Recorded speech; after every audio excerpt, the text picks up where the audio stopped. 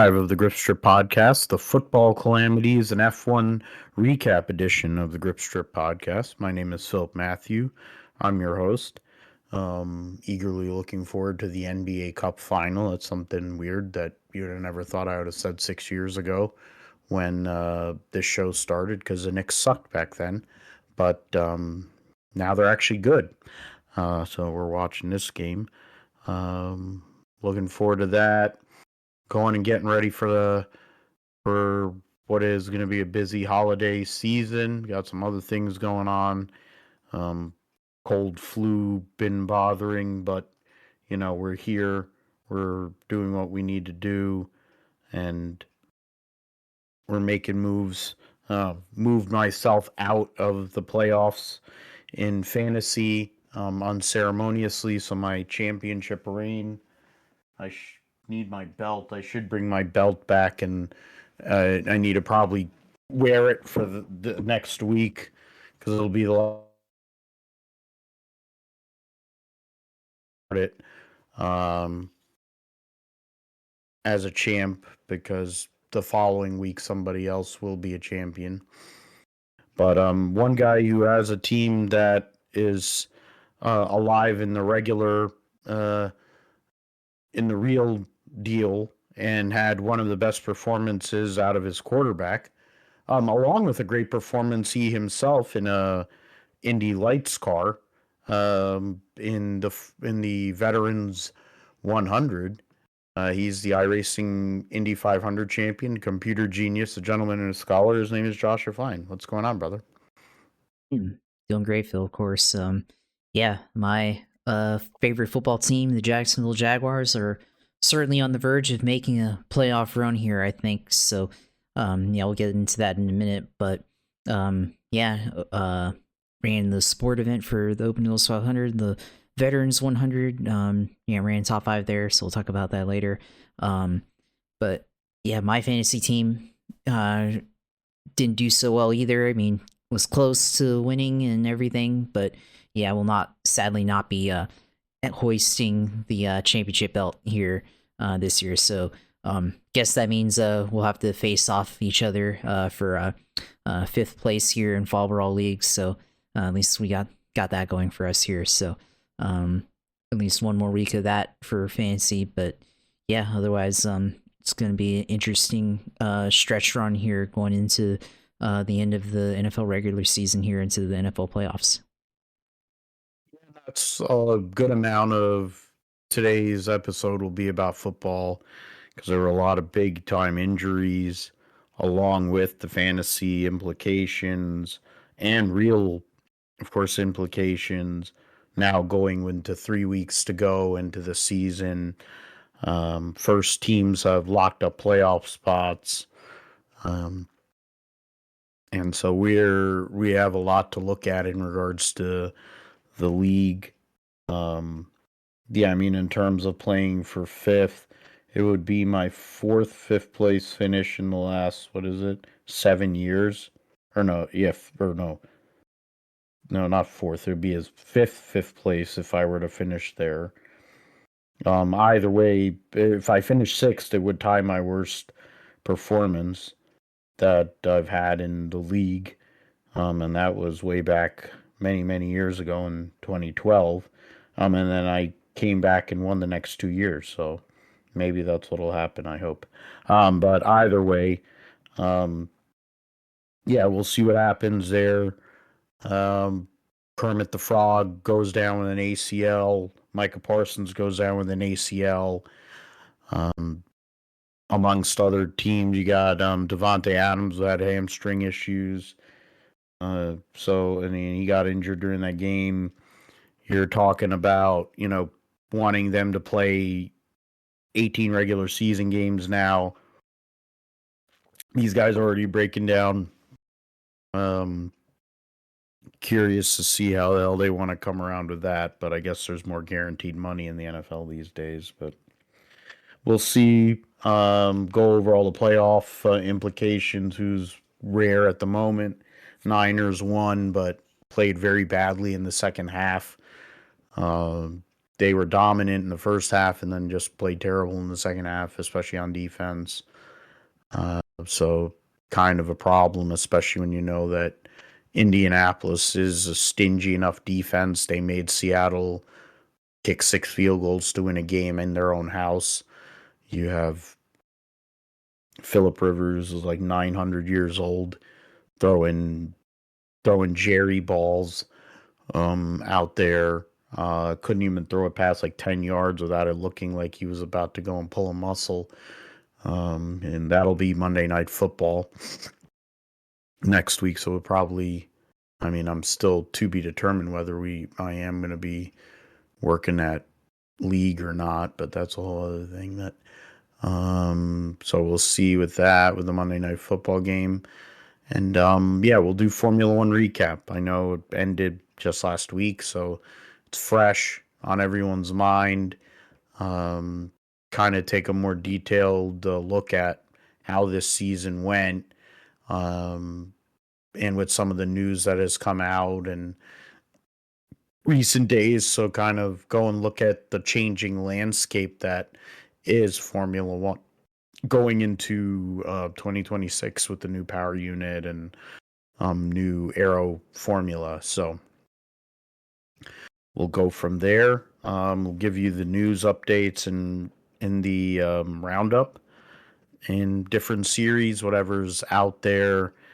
Josh will let us know how his exploits were in the Veterans 100. Got himself into the socials, their socials once again, with putting you're in a chance to win the race. So I guess that's where if the big one isn't realistic because of being an independent, it looks like that race is one where an independent can actually compete. So maybe you put your energy into that and then try to win another iRacing 500. But, we'll see. And then we'll call it a day. So, yeah, we're getting close, less than 10 days to Christmas. We're 15, 16 days away from the new year. So we're kicking and moving, staying busy. So we'll see what happens. So, yeah, NFL Week 14 was quite a week. Um, Big change, definite change um, for a lot of organizations, um, and especially, of course, the one that matters most is uh, Kermit the Frog going down and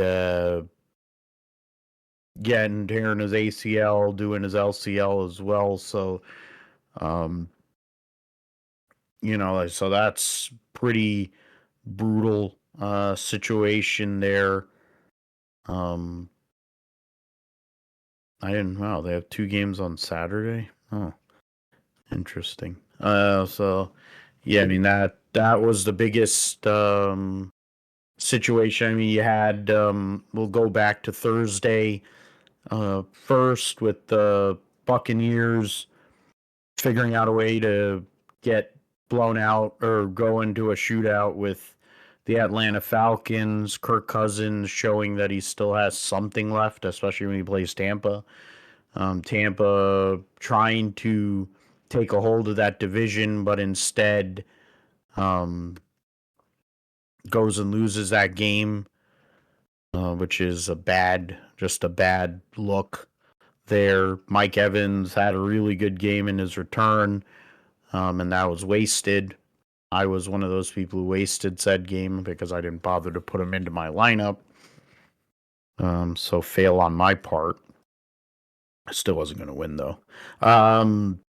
Bears blow out the Browns, even though Myles Garrett got 1.5 sacks on Caleb Williams to get to within one of tying the record, all-time record for sacks.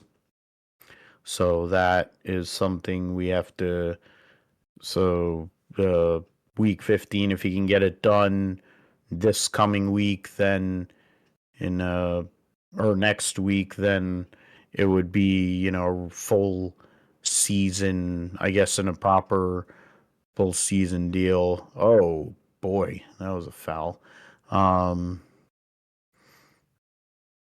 and then yeah, and then Baltimore beats the Ravens. Baltimore beats the Bengals. Cryptic messaging by Joe Burrow about how the Bengals are doing things to try to put a team around him, and then probably plays one of his worst games of his career. Um, the Texans go out and put a whooping on the Cardinals. The Cardinals still got 20 points, but it was not that close even, to be fair. Um, I'll let you go and talk about your Jags in a moment, Josh, but absolute destruction of the Jets. The Trevor Lawrence 6 touchdowns in that game uh, basically was whatever he wanted to do, he could do, and also for um, basically anybody on your offense for Jacksonville there. The Chargers beat the Chiefs in a ugly game, and then on top of it, Mahomes goes down. The Bills come back from 21 points down in the first half to beat the Patriots and get to within a game of the division, which right now, as it stands, could be for a 2 seed. Um, and even with as flawed of a team as the Bills have at the moment, um, Josh Allen trying to win back-to-back MVPs, but something to look at there of what they can do. Then you have the Commanders and Giants. That was just a battle. I mean, Jackson Dart, I think, has a suicide wish or death wish of some sort. I don't think he knows. I guess that's why he went to Ole Miss, because he doesn't seem that bright. You get hit as many times as he's gotten hit with the way he goes and runs, and he keeps on getting evaluated for concussions, but then doesn't bother to protect himself. Um, Makes sense why Lane Kiffin and him fit so well. And then you have Jaden Daniels has been uh, put on IR, so he's done. His second year has been a brutal year, and the Commanders have taken this huge step backward. Um, so we'll see how they recover next year. That's a huge foul. Wow. The Raiders didn't even show up, so who knows what the hell. They're not even a franchise. Like there's certain teams like you go out there and you wonder if they're like an actual professional franchise. The Raiders do not look like one. The Eagles get an easy win there. The Broncos in that huge matchup continue their winning streak and lock up a playoff spot over the Packers, who they lose um, Micah Parsons to a knee injury as well.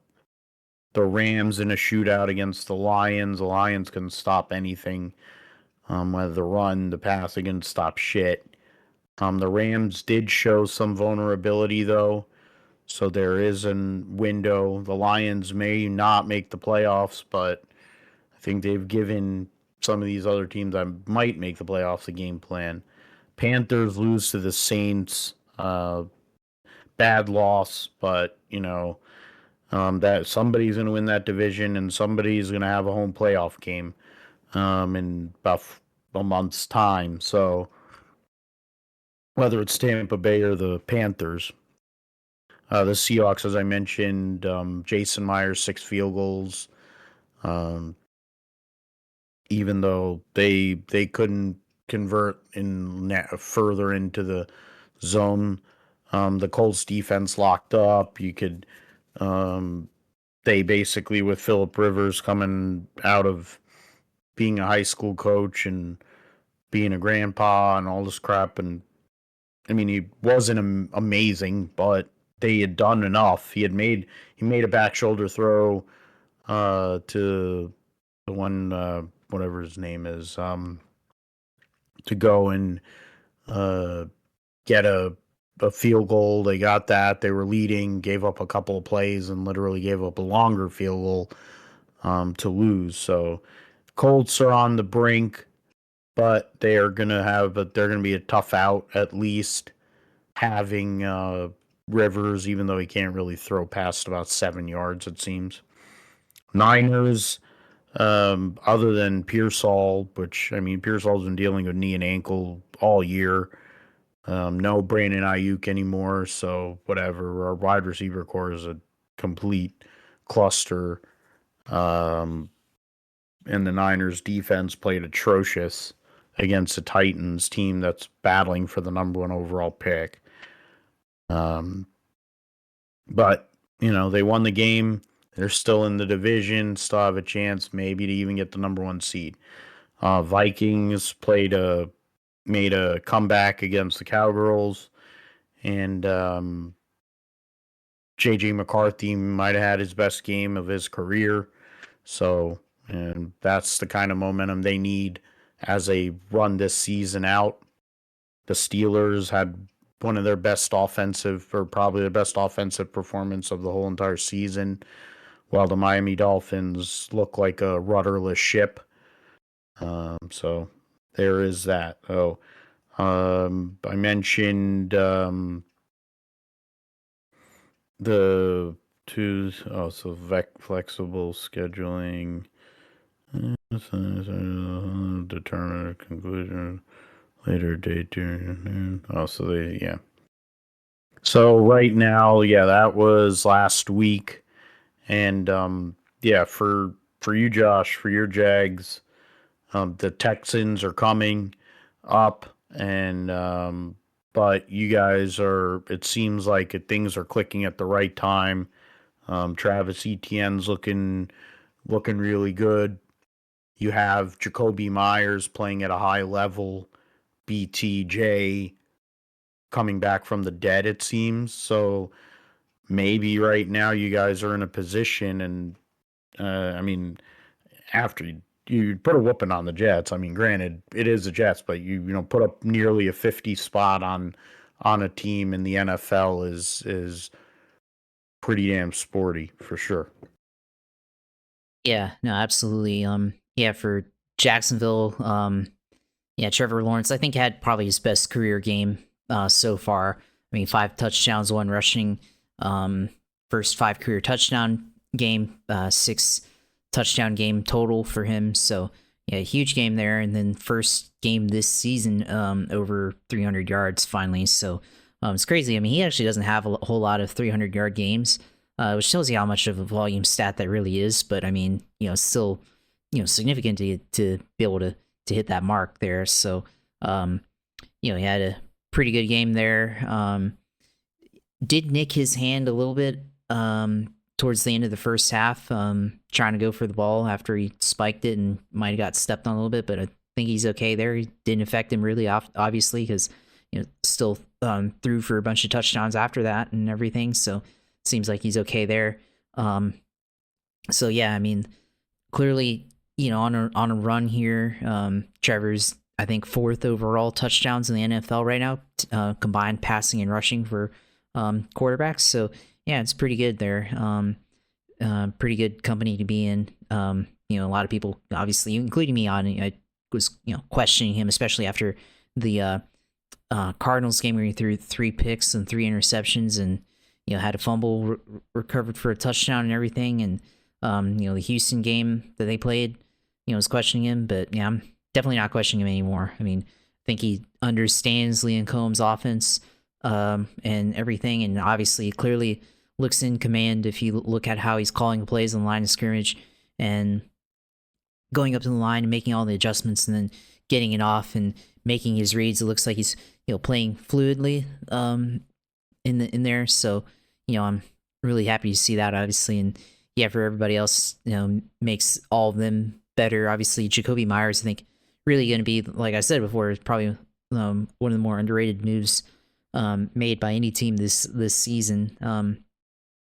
Allowing him to kind of go in there. He hasn't really had any problems catching the ball and has kind of turned into that possession role. I think the problem for the Jags in the first half of the year was through the bye week is the fact that they didn't have they were relying on a guy in Travis Hunter who, obviously all world talent, but Travis Hunter still, very much learning the wide receiver position in the NFL and trying to balance cornerback. So you had kind of him trying to learn that role, and then you also had they were trying to make Brian Thomas Jr. play in that kind of. I think they were trying to make him play kind of the same role as well, but it wasn't working. And now Jacoby Myers is playing that possession receiver role, and now that allows Brian Thomas Jr. to be that stretch receiver and throw downfield, or at least deep routes on the intermediate to deep range. So, for Brian Thomas, that's the kind of player he is. Contested catches down the field and everything. Not so much, taking. He can play in the slot, but certainly, I think plays a lot better, more complimentary going, downfield and all that. So definitely it's made him better. They gotten Brendan Strange back, really good blocking tight end and catching tight end as well. Their Parker Washington has been playing good during this run. So yeah, all the players are contributing and moving forward here. And then obviously, the running backs. Travis Etienne didn't have a whole lot on the ground. They had a couple of key pickups in this past game on the ground, but most work was done receiving. 3 touchdowns, I think 70 yards receiving. So, whoever had him in fantasy definitely did pretty well there. So, not just our league, but just in general, and same for Trevor Lawrence. Funny, I think Manny and Vic have them both, and they were on buys last week. So, what a week for them to not have them. So, we'll see how it goes this week. But all of that leads into this next game here, obviously against Denver Broncos. As they've been saying, it's literally the most important game in Jaguars history. They've been saying this for every big game that's been played this year, so they'll continue to say it. And I do think as we move along, it is more important. Now you're playing the number 1 seed in the NFL. Can you go into packed house in Denver and shock the world again like they did in 1997 or 1996 playoffs? So definitely thinking about that. Of course, who are those Jagwads? Some trash journalist in Denver, whoever said that. I don't know. I think he's on like ESPN or something like that. Yeah, whatever. So, pardon the interruption. Going back, yeah. Brody Page. Yeah. Going back all the way back then. But we'll do it again. I think they can beat him, honestly. I think they can force Denver into enough pressure situations. Josh Hines Allen, Trayvon Walker. You got Devin Lloyd and Foye Oluokun on the backside there on defense, and then you got a lot of guys that know how to play ball. Antonio Johnson been playing free safety. He's been really good. Finally, kind of coming into his own here. So it shows that guys who weren't playing well a year ago, coaching matters. So. Obviously, Doug Peterson and for all what he was able to do, just obviously lost the team at some point, and now Liam Cohen, definitely everybody's speaking the same mindset. When you look at them in interviews and stuff, and their mindset going into the game, it's reflective. You see the post game speeches, everybody's all on the same page. So definitely, looks like we made the right hire for Liam Cohen, and looking forward to seeing how this playoff run shapes up. So it's one game at a time here, and go beat the Broncos, and go beat the Colts, and then wrap it up with the Titans, and we'll see where we land from there. So obviously around the league, they needed the Broncos to lose to the Packers and the Patriots to lose to the Bills. Only one of those happened, obviously, the Bills being the Patriots there. So still opportunity for the number 1 seed. If the Broncos lose to the Chargers, I think next week or the week 18, and then week 17 the Chargers play the Texans. So it's gonna be two very important games. Gonna have to root for the Chargers in those games for sure, to beat those two teams to give Jacksonville an opportunity at sealing up the AFC South, and then also just getting into the number one seed there. So yeah, it's gonna be really interesting, definitely really exciting. Of course, the other teams around the league that I mentioned there, I mean, the Patriots lose that number one seed to Denver. Obviously, I mean, the Bills, I mean, thought the Bills were done, but then the Bills somehow came back and won that game, obviously. And yeah, pretty good game for Josh Allen there. The other games, obviously, the Chiefs getting eliminated. Some people had to take the day off yesterday because they were so upset about it. I mean, man, what a concept, for that. I mean, I had this idea that you should get for work, you should get bereavement for sports team losses. I think that should be allowed, but I don't know. Maybe if you're a Jets fan, like Vic, you won't be able to work until you're like 89 or whatever. Yeah. Vic Wilson, yeah, neither of them. Joe was a Giants guy, I think. I will say that as a Niners fan, with the god awful brutal losses that we've had in Super Bowls, I've needed weeks. I definitely needed the next day, especially when they lost to Double Murder, and I drank, I think, half a bottle of Midnight Moon White Lightning, along with, I don't know, I think about a 12-pack of beer, and they still lost that game. So, I mean, yeah, bereavement for Kermit the Frog. Yeah, but yeah, you can keep going. No, I mean, yeah, it's a fair point, and I thought about it at first. I was like, yeah, that's ridiculous, but then then I thought about it. I was like, yeah, it's not a bad concept. We should get people PTO for that. Give me some PTO donations here. I had 15 years of seeing the Jags, only 4 winning seasons, so including this one, but we're on a roll here. No, but for the rest of, I mean, obviously the Steelers won yesterday, so they're in a position right now. And yeah, I mean, obviously the AFC South, I mean, the Texans, I mean, like I said, they got a pretty easy schedule too. I mean, they've got the Colts week 18, they got the Chargers in week 17, and they got the Raiders next week. So obviously, I mean, the Colts will play them tough, and then the Chargers, I mean, they should play them tough too. So it's gonna be interesting to see how that plays out. And yeah, the Colts, yeah, I mean, Old Man Rivers coming back after 5 years of being off the field. I mean, didn't look all that bad, honestly. I mean, the thing is that he couldn't throw. Basically, he was limited to throwing within the sticks, and that's what, if you look at the chart on Next Gen Stats, I mean, it's literally just like the first down yardage was where he was limited to, and the obviously got him in position to win. And then for as good as the Colts defense is, they I think special teams kind of let him down on kickoff coverage there and opened the door for Seattle to kick the game-winning field goal. So for the Colts, I mean, obviously in a bad position now.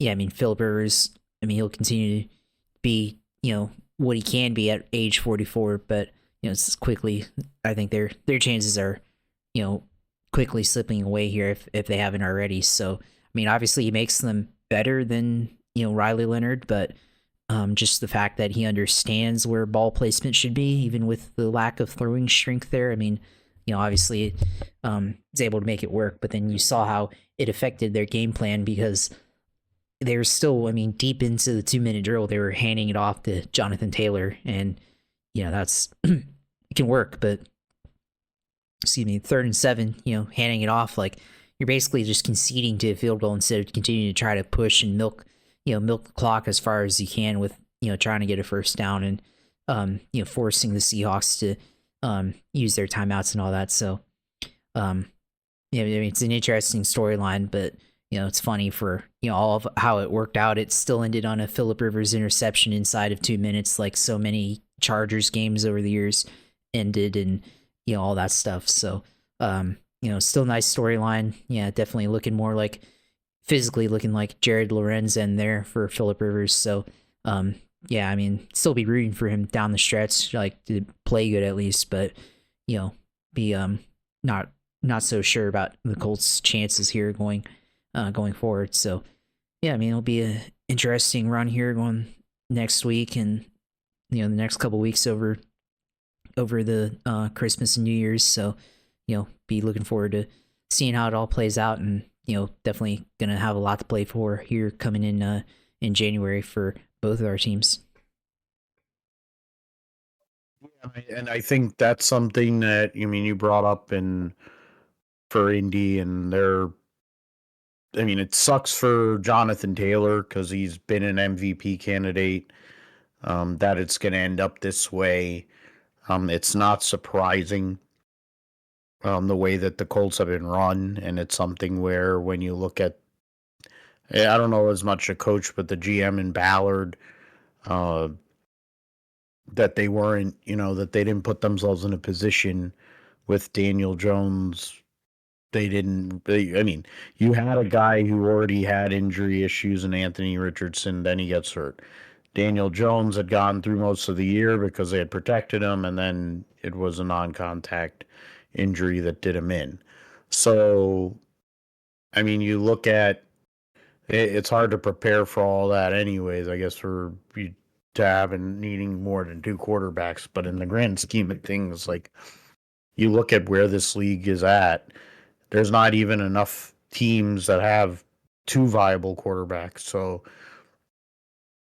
it's something like you look at the Niners, they were pretty lucky that they had two viable quarterbacks with Mac Jones, because if they didn't, then we wouldn't even be thinking about looking at the possibility of the playoffs at the moment. Purdy being back and now playing at a high level, offense, even with some of the obvious issues at the wide receiver position, is gonna need to carry the load if and until Fred Warner decides to do his Willis Reed impression or whatever, come out of nowhere like Jerry Rice and come back, which he was literally had weight on his ankle, and he was jogging in the tunnel um, after the game to go and see all the guys. So there's maybe, if he comes back, it energizes the whole defense. Cleveland Farrell, who's a former number 4 overall pick in the NFL draft for the Raiders, looks like someone who, with this scheme with Bob Sala, this fits him. He looks like the guy that looked like he was worth a top 5 draft pick. But they can't stop the run. Their run defense over these last few years has gotten worse and worse. You let the number 1 overall pick kind of be able to pick us apart, secondary wise, and if you're getting into a shootout with, let's say, the LA Rams, I don't know how that works. Philadelphia, I know Philadelphia's not playing great, and they really haven't played well all year on offense, but they have all those dynamic players. So then, and they're the defending Super Bowl champions. So, and they have a good enough defense. So those are two teams I just do not like the Niners' chances against. Now, if you tell me against an NFC South team like Carolina or Tampa Bay, sure. The North, now with the Green Bay, with that injury, how they recover, how they go and reset is something that I'm curious about. But they're, veteran coach that's been there, one of the Shanahan disciples. So, it's like they've been at it. Detroit, I don't think is going to make the playoffs. Chicago is a new team, so similar to Denver and New England, they're not used to this. new coach, first year coach. So, there's a lot of inexperience there. So that I'm not as concerned with, but I'm definitely concerned when it comes to those veteran teams. And, you know, playing Indy on Monday Night Football uh, and I mean, at least it's indoors, so it's not as big of a issue that way. Getting back Eddie Pinheiro, special teams has been a big plus for the Niners this year, which is insane for me to say. Which basically for Shanahan's entire time as a coach has not been a positive, the special teams on any aspect. Um, but it is now. I mean, I guess we had Robbie Gould, but he couldn't kick deep. It was us kick deep field goals. Um, but yeah, now it's like the special teams is a big plus. Defense is where it's kind of a question mark or question marks. We do have holes on offense, but quarterback is playing to the value of his contract. George Kittle, when it gets later in the year, he turns into an even bigger. He turns into a. He's already box office. He's a main eventer using the wrestling parlance anyway. But I think as the season goes on, he just gets more and he turns more and more into the animal that he is. And he had one of his best games of the season on a day that they could have made National Tight End Day because it seemed like every fucking tight end that mattered. McBride had 3 touchdowns. I know the there was a couple other tight ends that had really good performances too. So I mean, uh, we'll see what happens. Indianapolis they're a tough defense.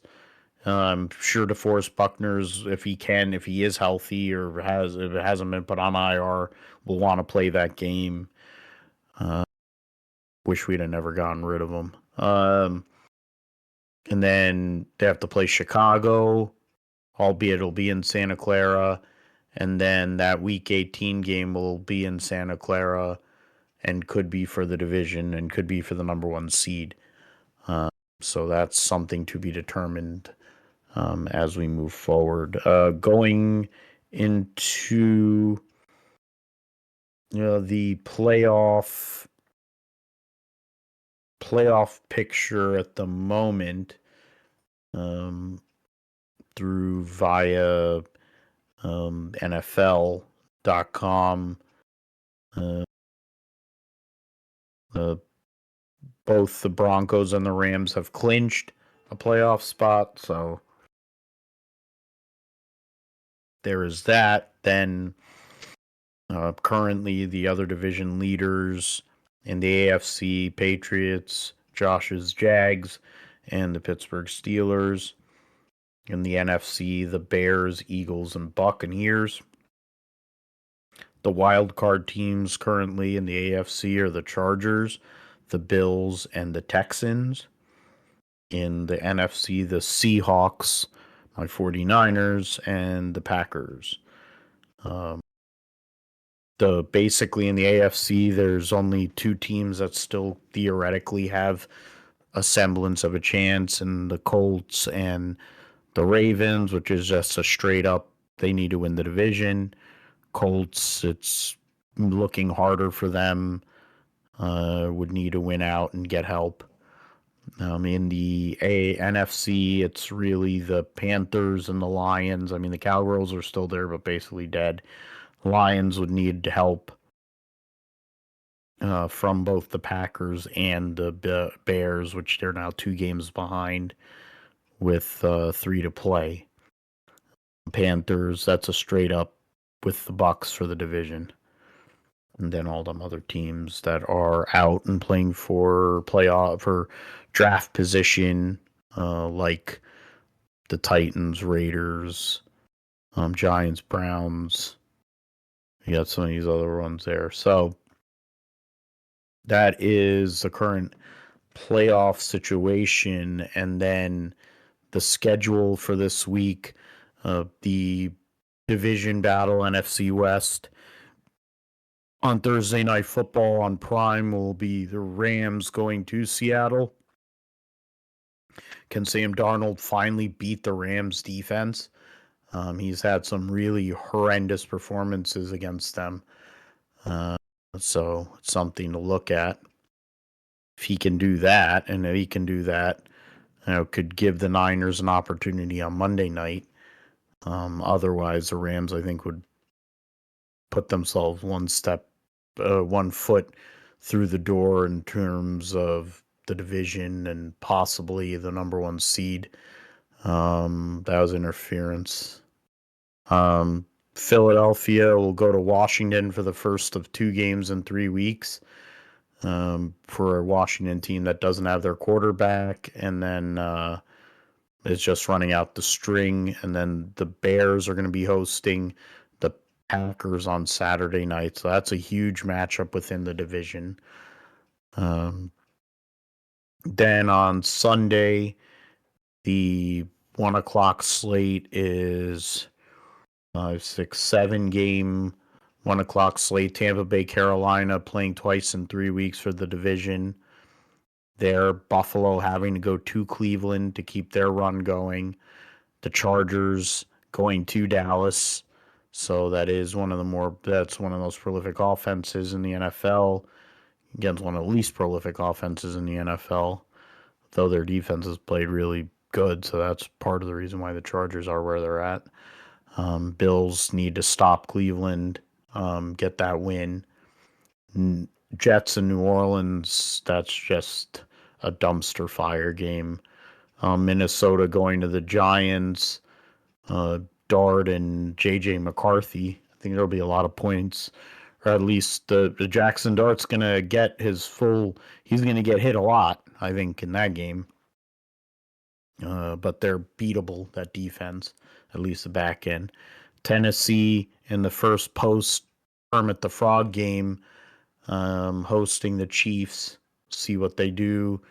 And then the Cincinnati and Miami, both of those teams are running out the string as well. So curious to see how that'll be.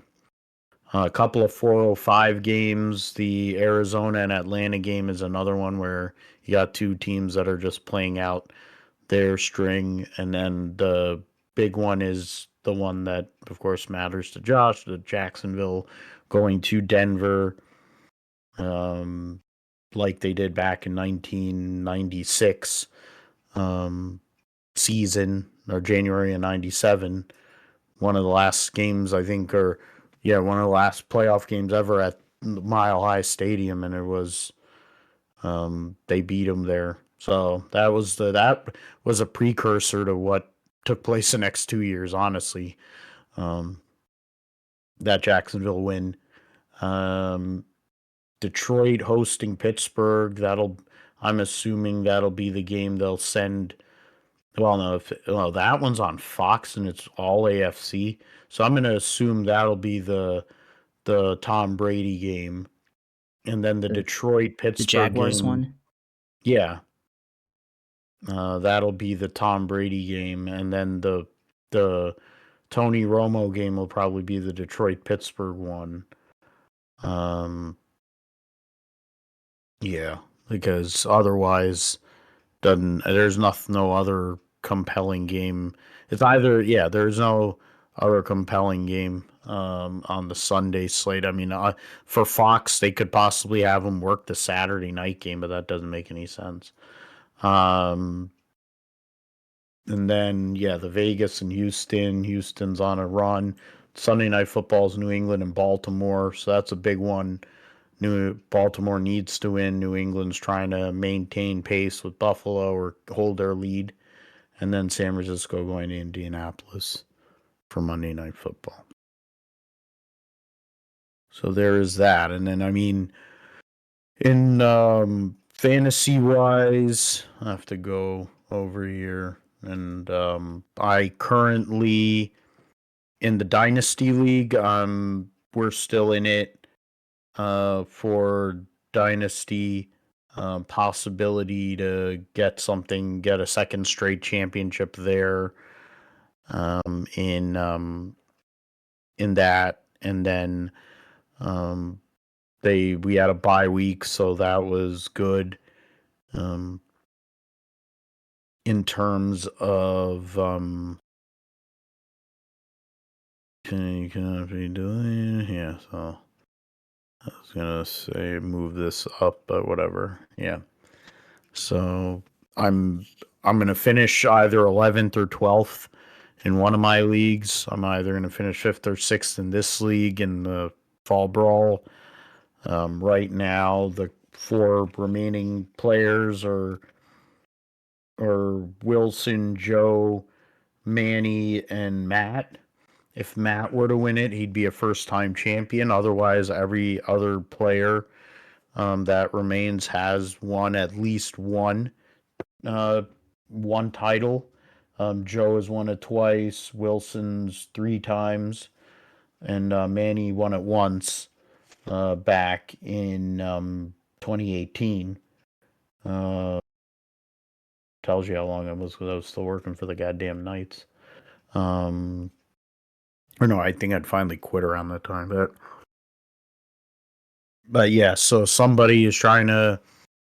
Wilson's trying to get himself within 2 of my record of 6, or Joe could join Wilson and Vic with 3.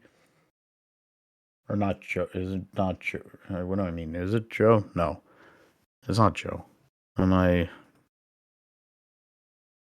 have to go and look at it, and I'm spazzing myself out now. League. Yeah, it is Joe. Okay, yeah. So Joe will be playing Manny, and then Wilson will be playing Matt. And so that'll be, and then we're in the consolation for 5th place. And then there's there's the,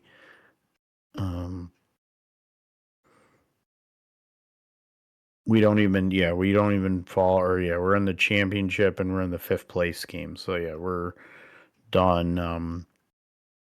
I never was really in that matchup. I got blocked by Matt for Tyrone Tracy. He also blocked me for I forget what other player it was he blocked me for that I wanted to pick up. Then I didn't play Mike Evans. I then of course Kermit gets hurt, and I got no productivity. Josh Hines Allen had 1 tackle solo and 1 tackle assist. Thought he had gotten a sack, but I don't know. I guess he didn't. A rare quiet game for Trayvon Mooring did nothing for me. Kyle Monungai didn't do shit. And my 2 wide receivers gave me a total of 8.6 points. So that's fucking garbage. I'll never draft Lad McConkey ever again. After this, there's certain players that I just won't draft ever again after this year. Kermit's one of them. Freaking Lad McConkey's another one. Marvin Harrison Jr. He's another one. But yeah. So my chances of winning a title, I still have 2. It's going to be hard in that auto draft league. It seems like there's some colluding going on in there, but auto draft league might have a chance, and then in the dynasty, it's going to be a tough one. But we'll have a couple of weeks to see. But for you, Josh, you were in your game, but when it came down to it in the end, it was you were playing against Joe, and Joe has been a tough team all year. It's just maybe luck hasn't been in his favor. I think Jared Verse basically not existing, and Brees Hall were, in terms of productivity, where it kind of went sideways for you even though you got great production out of your quarterbacks and uh, your running backs, but he had really good performance. He got some really good performances out of players that haven't been performing recently too. Yeah, I mean, yeah, for me, I mean, those two players, I mean, it always comes down to like one or two guys, honestly. And that's kind of been my years, like a one or two guys that didn't produce, and this one ended up being like 7 points. Like, where could I have bought 7 points? I would have had to, gone on the waiver wire. I mean, maybe I should have had the foresight to pick up Kyle Pitts. I mean, 11 catches, 166 yards, and 3 tutties on Thursday night versus the Bucks. So I don't know. I mean, I was thinking about that afterwards. I was like, yeah, maybe I mean, I would have had to like paid attention and be like, oh well, Drake London is injured or whatever, and I guess that means the Falcons, will start just volume feeding Kyle Pitts there or whatever, and yeah, finally UF Gator product, actually playing good in the NFL, and someone who drafted as high as he was back in 2021. So um, yeah, it would have been cool to move on and everything, but it is what it is. I mean, yeah, tough loss there. Only 7 points. The difference. Yeah, I mean, my defensive lineman Jared Verse show up. I mean, even if I had Brian Burns, it would only be another 3 points. So that'd be even 205 to 209. So it's still like 4 points or whatever. So yeah, still tough deal there. So hard to ask otherwise for good production from there. I mean, it's playoffs, so gotta be able to produce or have players that produce. So yeah, I mean, good run, I guess, this year. Made it back into the playoffs, and I guess a little bit disappointing there, I guess, to only be playing for fifth there after making that comeback. So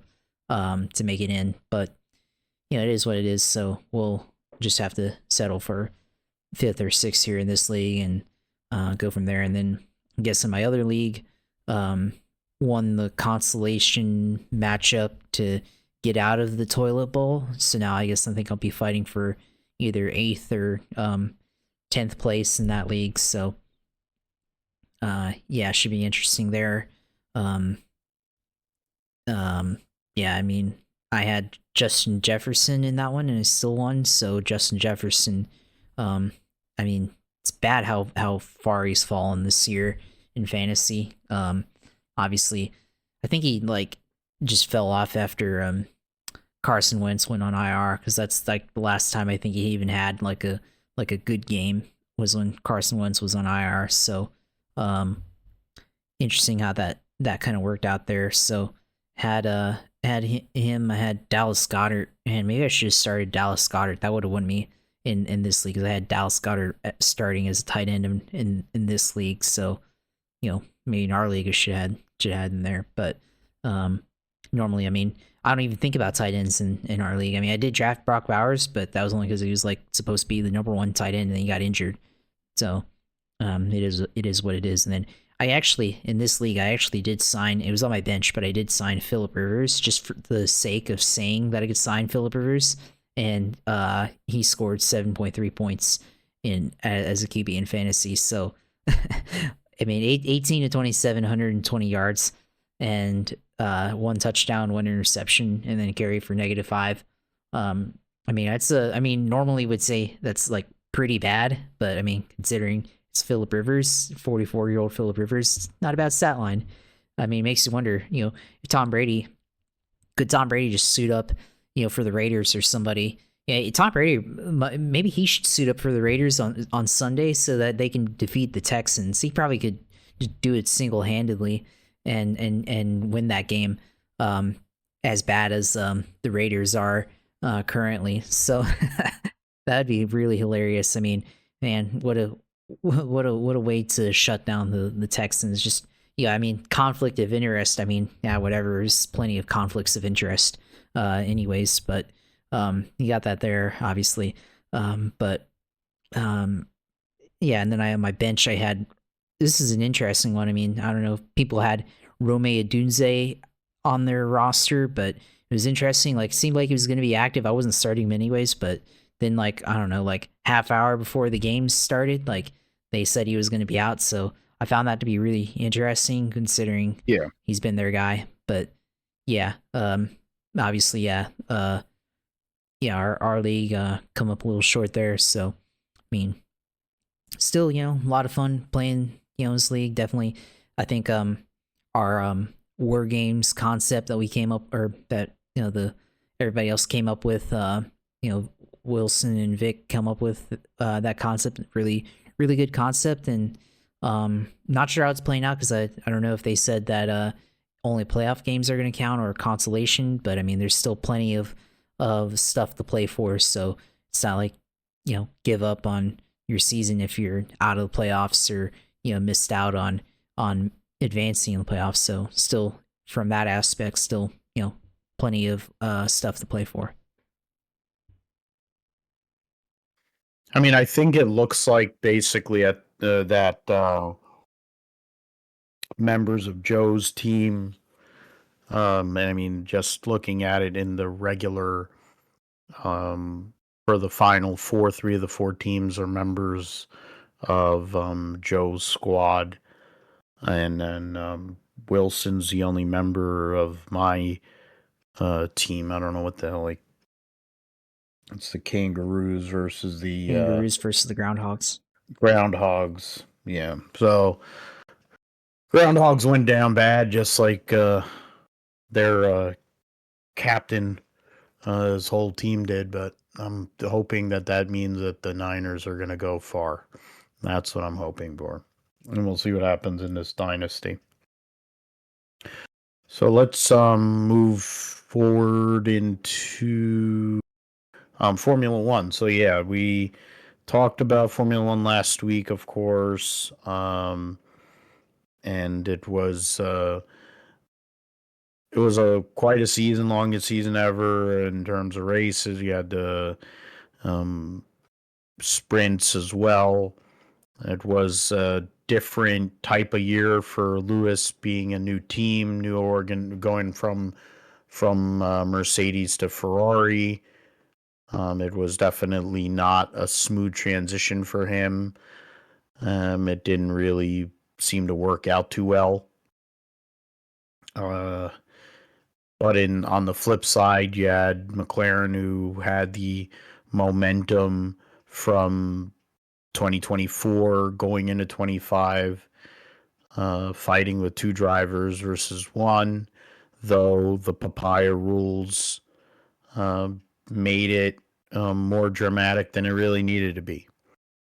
Once, I think basically by halfway through the year, they had the constructors' title locked up, even though Verstappen was able to win races here and there. Um, I think the Dutch Grand Prix was the game changer in general. While Verstappen had basically given up hope of continuing his string, they had gotten rid of Karen Horner at Red Bull, so there were irons in the fire. They were making changes or trying to figure out ways to stay somewhat competitive, which in turn saw a uptick in performance, especially for Max. Um, the McLarens, Piastri had won the Dutch Grand Prix after a power unit issue for Lando Norris. He had taken a 35-point lead, or somewhere 34-point lead, I feel like. And from that moment on, Piastri's season basically went under. Um, he did have a couple of moments. He won the sprint at Qatar, won the pole, won the race, or should have won the race at Qatar, and they gave it away to Max. And then, but he was, and in the end, Verstappen won 8 races, won more races than anybody. And both McLaren drivers won 7 races. So it was a 3-horse race for the championship. really, once Lando Norris made that start, he was fine, and he's a world champion. So, I mean, it's crazy to say and think that he's a world champion, but he is. Zach Brown was as happy as can be that he has his golden boy as a champion, but I find it interesting the way that they handled Piastri, and I wonder what that looks like as they move forward, uh, long term as an organization, going into a new rule set, with some of the other things they got going on, as an organization. Um, they had the best car for a good amount of the year, and then there were times that, even Mercedes and then Verstappen had better cars. And so you wonder, I mean, they'll say they were not developing the cars, so that's part of it.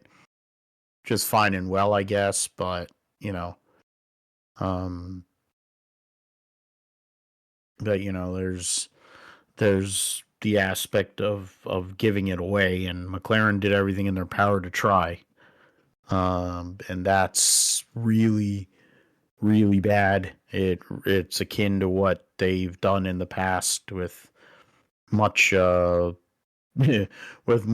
other famous teammate combinations there. But I mean, we look at what Red Bull did uh, with Fish Lips, and he was able to win more races than anybody with a car that basically one driver could drive, which was of course Fish Lips. Made his debut at the Nordschleife, looking at his next stage of his career, whenever that may be. Um, the second seat at Red Bull continues to be basically um, um, completely a complete disaster area. Hopefully, this new regulation set will be to benefit for Isaac Hadjar, who gets out of the Toro Rosso team. There's they will keep um, they'll keep Liam Lawson around, and they'll have Arvin Lindblad uh, coming in, who's part Indian descent, so there is an Indian guy on the grid again of some sort, so that's nice, and he has some semblance of pace, so that's also positive. Um, I mean, we look at some of the teams, and I think, for Mercedes, Russell has taken that role as a leader, at least for now. We don't know what the long term situation is there. I mean, Toto Wolff has sold pieces of the team to some of those sponsors. The what is what's the CrowdStrike guy who runs a LMP2 program here in IMSA. He sold to the Ineos people. Of course, there's Mercedes. So whether Fish Lips goes over there, might be an option. Aston Martin, I think, might be an option. Because Fred Alonso, we talk about Philip Rivers at 44. Fred Alonso is close to that age, and seems to not want to give it up. So we'll see what the Aston Martin Stroll F1 going into their new partnership with Honda, and Adrian Newey being their team principal. So that'll be something there. Um, Ferrari is in a transition again. This new car, new power unit, they definitely need it to hit well. Um, they may have one driver, and Ollie Bierman. Um, they do have other juniors, but I'd also say that if Charles Leclerc doesn't feel like he has a chance, is he really going to stay after all these years? I also look at for Hamilton, um, it's not to his. Obviously, he's probably got 1 year left for sure, and maybe he has another year. And so, what do we expect from him? Will they listen to him? Will they actually take advice from someone, an outsider, instead of one of their people that have been there forever? That's the question there at Ferrari. Um, and then, with some of these other teams, with Sauber changing over to Audi, they had a good year. Of course, Nico Hulkenberg got his first career podium, so that was a big deal. Bortoletto, rookie. Um, Haas, Ocon is, I don't know what the point of him is, but, Bierman is someone that has a future. We talked about Hadjar. Um, in terms of, I'm trying to think who else was Antonelli, minus One-Eyed Marco, of course, they're saying retired, but I think they let him go for the between his comments, Alex Dunn, et cetera, et cetera. So there's a lot to unpack from the season.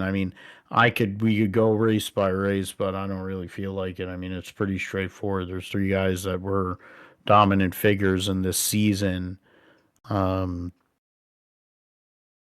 and I think the looming regulations changes had its own set of had its own effect. I think for Williams being able to do what they did this year to get themselves to fifth in the constructors, just a couple of years ago they were dead last, and now they're on the brink, with arguably the best power unit going into this new formula. If they build a good car, they have a really good driver lineup. Um, so there's a lot to unpack there. I don't know where would you go with it? Lando, of course, winning the championship. That's a standout thing. New world champion. Um,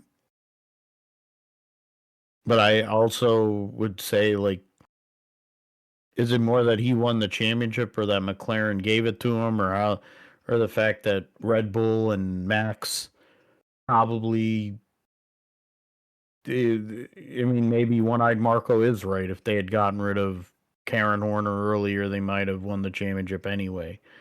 Um, I don't. It's hard for me to kind of come. In the end, he did what he needed to do. So, do we need to be impressed by how he did it? No. He scored the most points, scored 7 wins. He had a bunch of poles. He didn't make great starts. Um, but he's world champion. They ain't taking him out away from him. So, as much as I dislike Fish Lips, what he was generally able to do, uh, here in this ever since the Dutch Grand Prix has been pretty impressive, and kind of proves a point of what kind of driver he is, because when he actually puts his head down, puts his mind to it, and puts his head down, and when he isn't driving like a total douche, he's a really damn good driver. But he can't help, and now he's starting to show a personality. So it's like, oh, so he is human. So maybe, we'll see what we get out of him. Maybe he kind of does a Sebastian Vettel arc of sorts.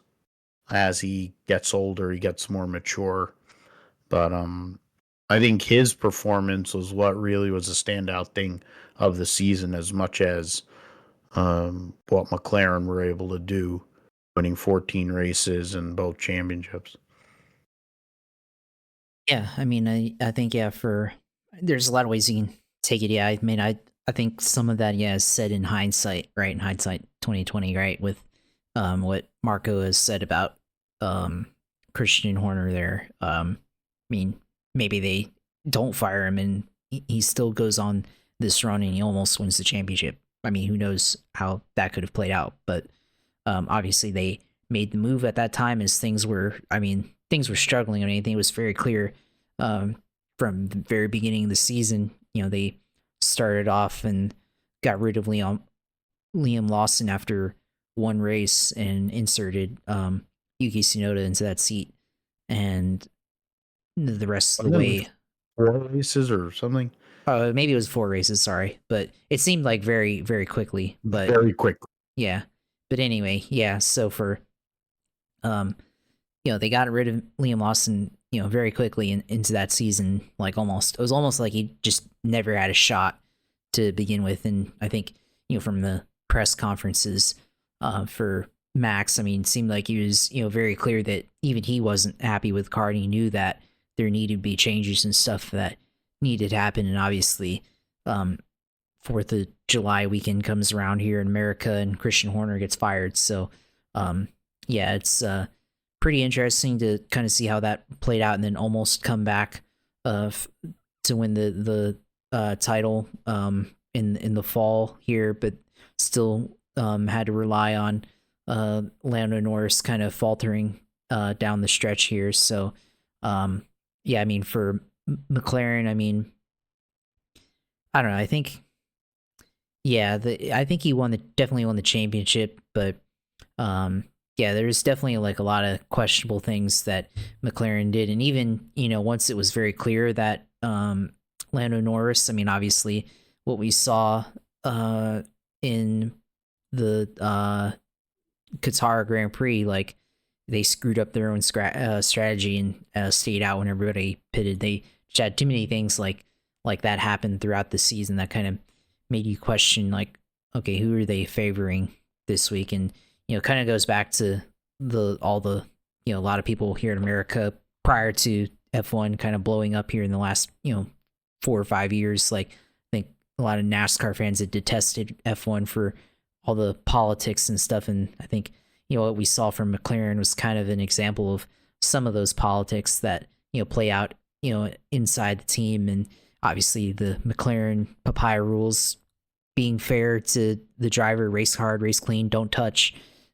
sort of thing, which I think is a generally a good set of rules. But yeah, for McLaren, it just seemed like there are times where they favored Lando Norris more than Piastri, and it definitely, I think we both had thought around mid-season that it was Piastri was probably going to be on his way to winning this title, but just down the stretch didn't look like Piastri was going to do it, and then Lando took the title lead within the last couple of races of the year. So yeah, it was just an interesting season overall. I mean, yeah, McLaren obviously had pace, and then at the end of the year, Red Bull has pace, and of course, within that, you had all the other teams that were showing pace, like you mentioned with Williams, and obviously they're in position now to potentially have a interesting 2026, and obviously 2 ex-Red Bull guys, and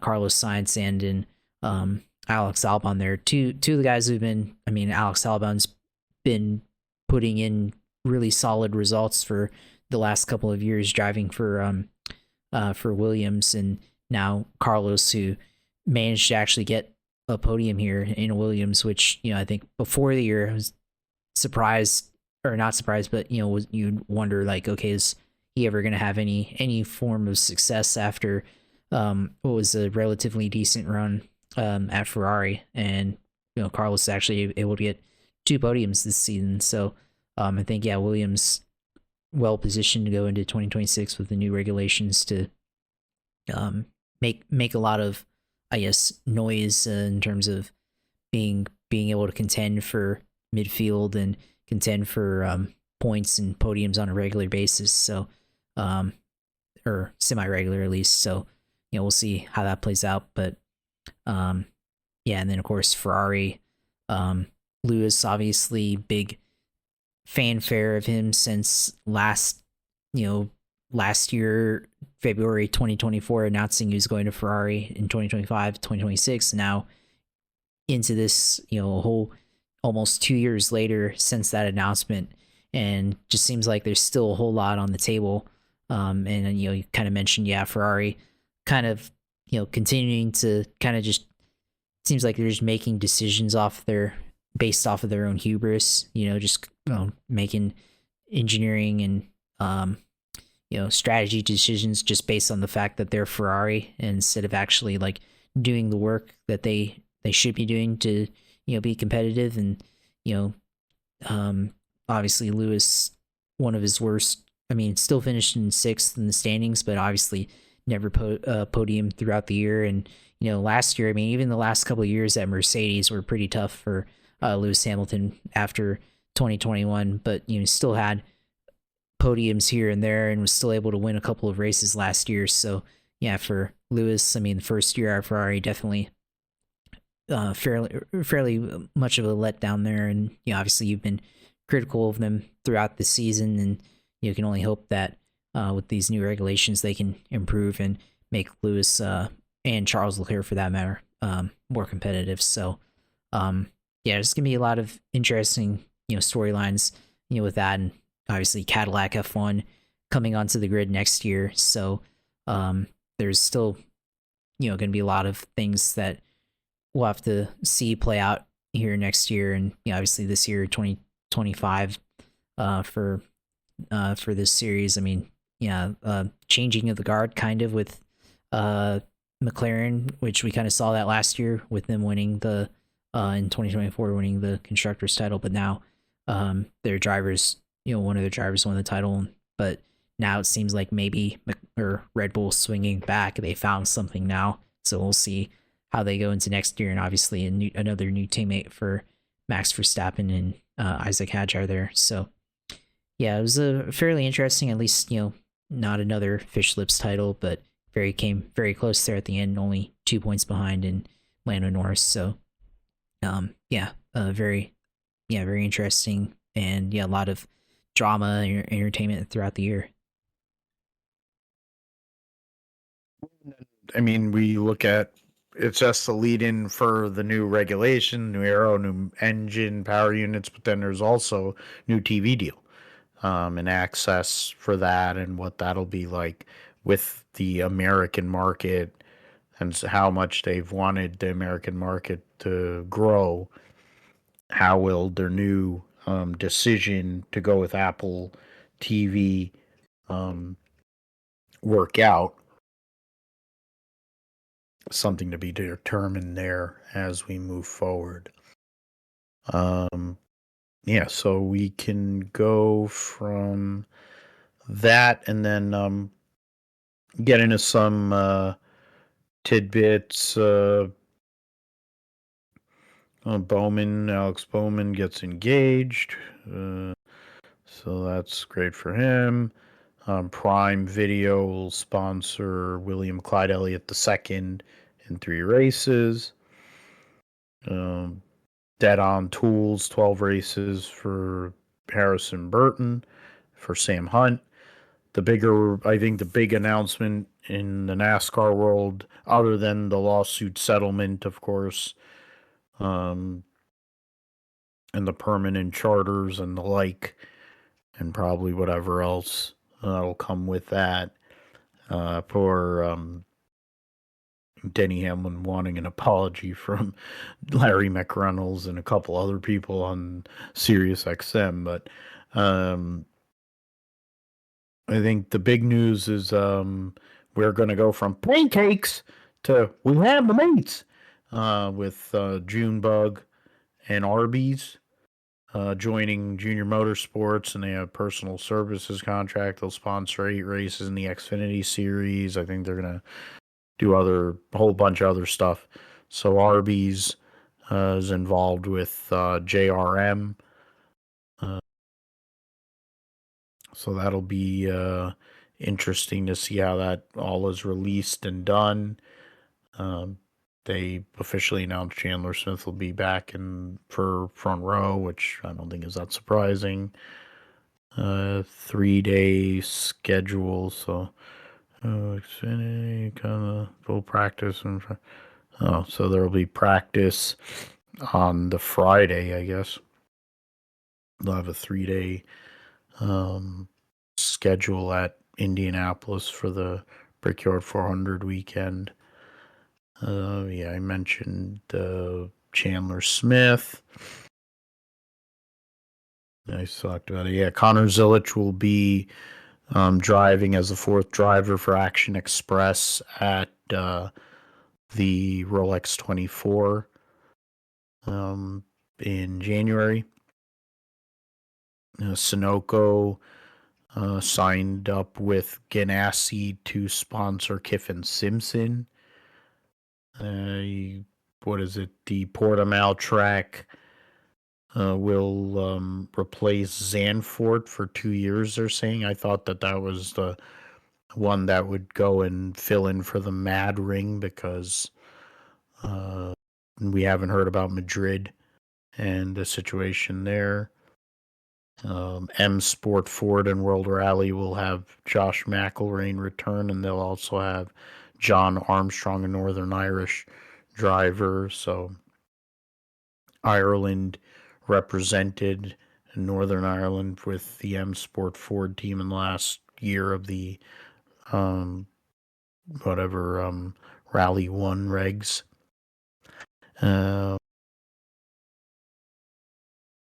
you got people like, yeah, it sounds like Johnny Morris had some to do with what took place uh, in, uh, in that settlement there.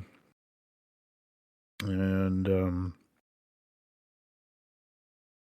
Haas, okay, yeah, so Haas announces Kaylee Countryman as the F1 Academy driver. Gasly talking about relief of demotion. Okay. Changes to the bikes. Audi F1 will be the Audi Revolut F1 team. Luke Browning rules out F2 as possible super formula switch. So, yeah, there was issues for Jack Doohan in his test in super formula. Michael Massey's going to be working in New Zealand.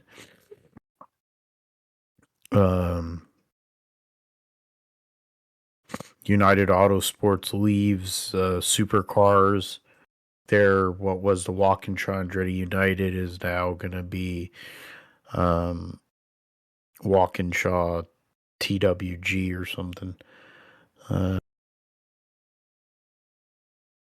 Yeah, so then that's, I think, everything there. So, Josh, you can, it's your time.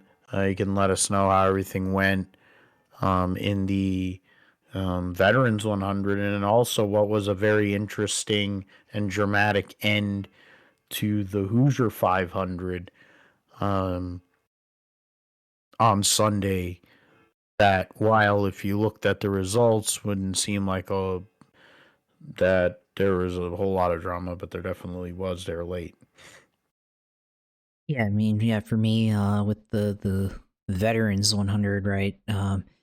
There with the IndyCar IL-15, the new Indy Lights car on iRacing there. Yeah, for me, I mean, a lot of it, I mean, qualified on Wednesday, I think, and not one, but got, I think, qualified like 18th. So probably could have practiced in qualifying, trim a bit more to get a better starting position, but honestly, kind of worked out because, the first, I mean, literally the first lap on the start caution, and then I think we went like 10 laps of so green and then another caution. So, it kind of worked out for me being kind of in the back there trying to claw up into the upper echelon of the field there, and everything just kind of missed all the wrecks, and had his wreck off of turn 2, and just dived low onto close to the apron onto the grass, or almost onto the grass, and was able to get through and missed wreck off turn 4. Some people were battling for the lead, so then just by avoiding all the incidents and being clean, was up into the top 3 on the final restart there. So probably try to adjust a little bit. You can adjust the anti-roll bars front and rear on the aisle 15 there. Try to do a little bit of adjustment on the front bar a little bit to soften it up for the final restart there. Try to get a little bit more extra grip, I guess.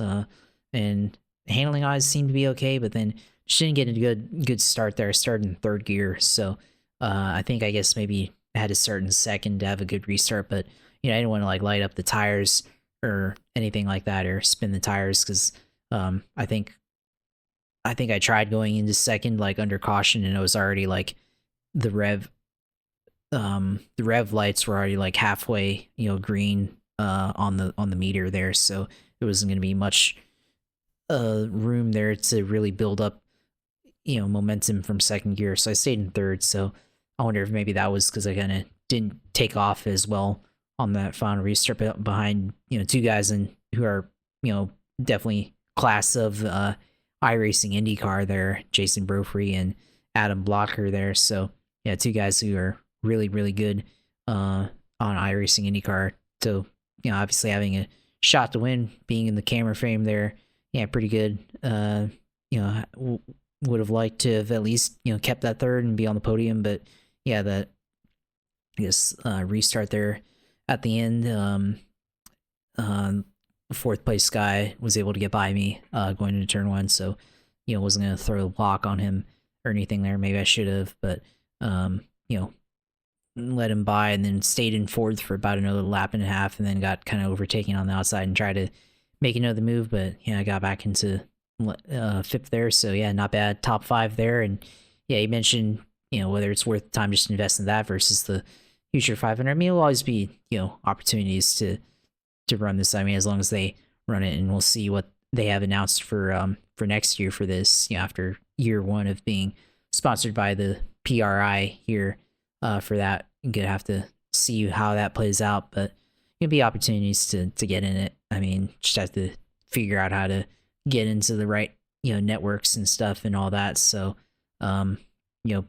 try to network along with people and figure out how to get better setup wise to get in it. But yeah, there'll always be that opportunity. And yeah, I mean, obviously with the Veterans 100, I mean, it's fixed setup race. That's the big part. Is it's they had setups. So I mean, obviously whenever we're all in the same setup, I mean, obviously can run up there with the best of them. So just have to figure out a way to get on a team, I guess, and get a good setup there. So we'll see how that works, or how that'll work out. And then obviously, yeah, the not real race, but the main event for the Hoosier 500, dramatic photo finish. Adam Blocker and Robert Malazeka photo finish there, 0.027 seconds for Robert Malazeka over Adam Blocker, who again a photo finish on the Veterans 100 and the Hoosier 500. So I guess for him, close steal there. But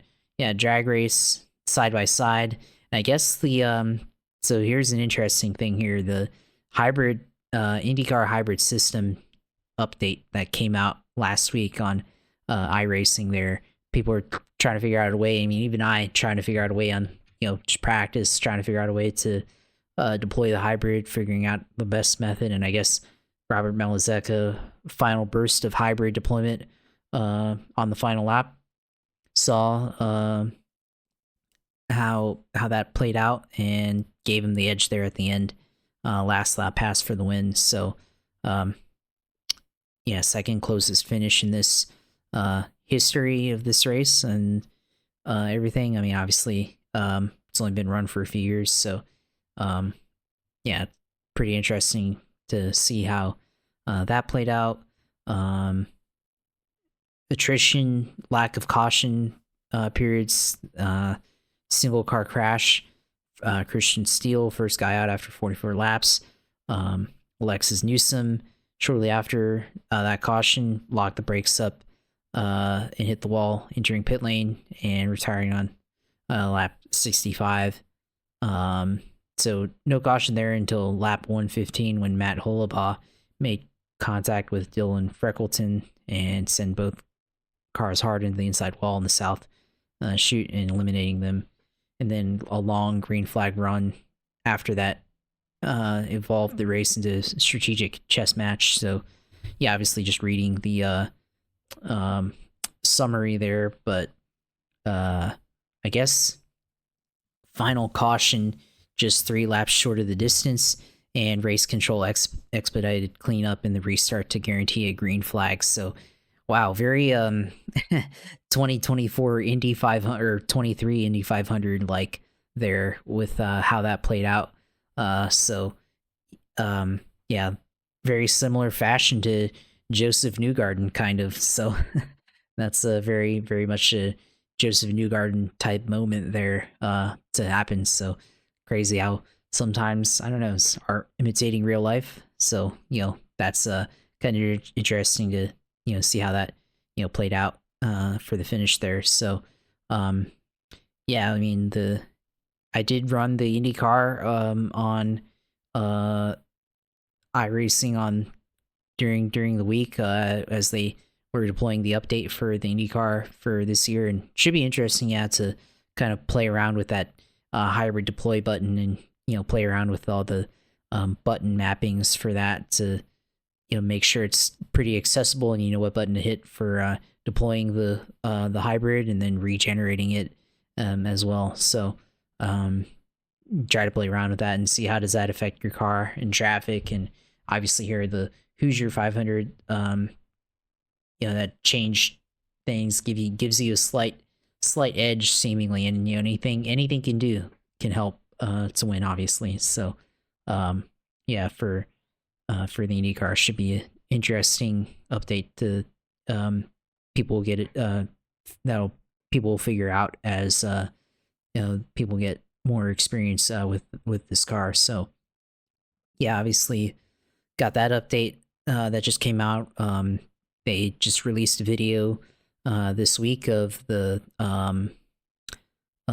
Miami International Autodrome, so a lot of people will probably be on that, especially a lot of F1 fans on iRacing. So be interesting to see how that plays out. Maybe I'll have to pick that one up too, and just to run that course there. So yeah, for me this week on iRacing, yeah, I guess this is season 1 of 2026 now. So yeah, it'll be an interesting start to the year for iRacing and all that stuff. I think probably overall speaking, I think probably have to start doing some prep for the 24 hours of Daytona and all that stuff. So we'll definitely have to do that and get sorted away on that.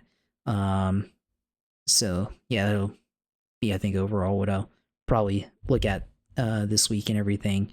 But there'll always be races to run. Yeah, GT3 at Miami, and that should be interesting there. NASCAR trucks at Nashville. Now we need to see NASCAR trucks at Miami International Autodrome. May actually be entertaining to run that on iRacing there if they don't have St. Petersburg, which I assume that they'll have since they're developing the iRacing IndyCar game, or for the IndyCar console game developed by iRacing there. So yeah, that'll be interesting. IndyCar at Worldwide Technology Raceway Gateway, NASCAR 1987 at Daytona. So yeah, all these good tracks, good races to run. So yeah, I mean, that's pretty much it for me, I think. Yeah, I mean, obviously, yeah, good run there. Good to have some press there. I mean, people at PRI, they'll see my name and be like, who's that Huffine guy? All these guys here that are well known in iRacing, who's that Huffine guy? Yeah, I'm right here. So yeah, we'll continue to make our mark here in iRacing and continue to move forward there. So yeah, I did stream that on Twitch, which did have some audio issues. I forgot to when I switched profiles between this recording and the stream, I guess it didn't set up the audio right, so it's actually completely silent. So if you want to you like watching things in complete silence and just have screen moving with no context, it's up there. So you can go on my stream at Twitch TV at usailor2 on there, and you can go watch that 40 lap run and see how I passed, how I was able to, get around some of those wrecks and be there for the finish of that Veterans 100 there on Saturday. So, yeah, obviously follow me there, and then of course the Twitter profile page at JP Huffine on Twitter, and of course be firing off the Jags hot takes there, of course, and then our page at Gripster Podcast on YouTube, and then you can go follow my photography page, Josh Huffine Photography, and go on there, see some posts I put out there. Put up a new picture today, rocket launch this morning, so was able to go out there pretty early and catch that launch before going back to sleep and then going to work today. So yeah, pretty cool stuff seen here from state of Florida and all that, and be plenty of more motorsports content on that going into next year as I go to whatever races I go to next year for that. So yeah, that's it for me, and hopefully we'll have a good week, and Jags Sunday at Broncos, so should be a good game. We'll talk about that next week for sure and see where things lie in regards to football. And thanks as always, man, for your contributions, and of course for being the great race car driver that you are too. You can find me. You can find us at Grip Strip Podcast on Twitter. You can find me at PG Matthew 28 there. I'm GSP 1428 along with our Grip Strip Podcast YouTube page. PGM GSP 28 on Instagram. You can find the Grip Strip Podcast at philipgmatthew.com, podbean.com. Hope to have some more news and stuff on other opportunities and creating content here as we move into a new year. And we'll see all about that. But of course, as we lead into the holidays, we'll be talking about football. And thank you for listening and watching the Gripster podcast. And for Josh and Phil, we'll see you next time.